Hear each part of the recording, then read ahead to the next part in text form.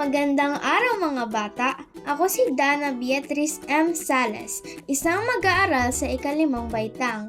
Ngayong araw ay ipapakita ko sa inyo kung paano gumawa ng compost pit. Pero bago yan, alamin muna natin ang kahalagahan ng abonong organiko o compost. Kahalagahan ng abonong organiko o compost. Kailangan ng halaman ng tubig, sikat ng araw at hangin upang maging malusog at mayabong.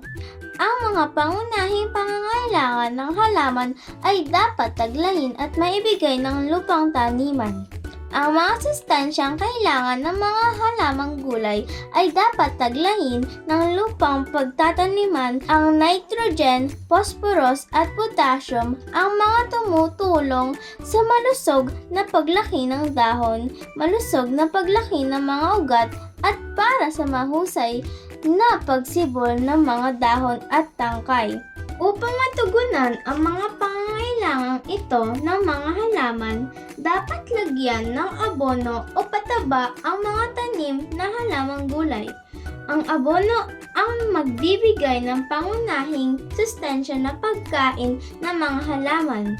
Maraming pataba ang mabibili at handa nang gamitin, ngunit makakabuting pag-aaralan natin at gumawa tayo ng abonong organiko na magagamit natin sa paaralan at sa likod bahay na tinatamnan ng gulay.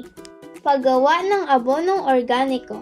Ang mga pinaghalong iba't ibang klaseng organiko, mga nabubulok na bagay, dahon, dayami, damo, tuyong dumi ng hayop at mga labi ng kusina gaya ng pinagbalatan ng prutas at gulay ay tinatawag na abono o compost. Nakabubuti ito sa lupa at malaking tulong sa paglaki ng halaman.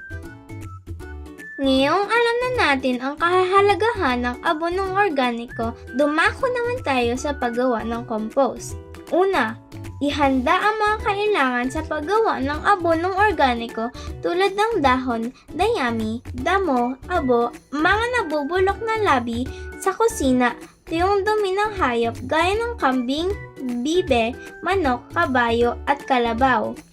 Humukay ng 1 metro lapad o higit pa, 2 metro haba o higit pa, at kalahating metro lalim o higit pa sa patag at malalim na lugar na hindi bahain. Compost pit ang tawag dito. Ikatlo, isa-isang ilagay sa hukay ang mga kailangan sa paggawa ng abonong organiko.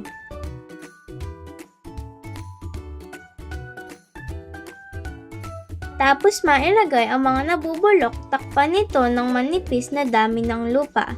Diligan ang mga gamit sa hukay na tinatawag na compost pit. Kaapat, baliktarin ang compost pagkalipas ng 1 buwan. Ikalima, panatilihing mamasa-masa ang compost. Maaari nang gamitin ang ginawang compost pagkalipas pa ng 1 pang buwan.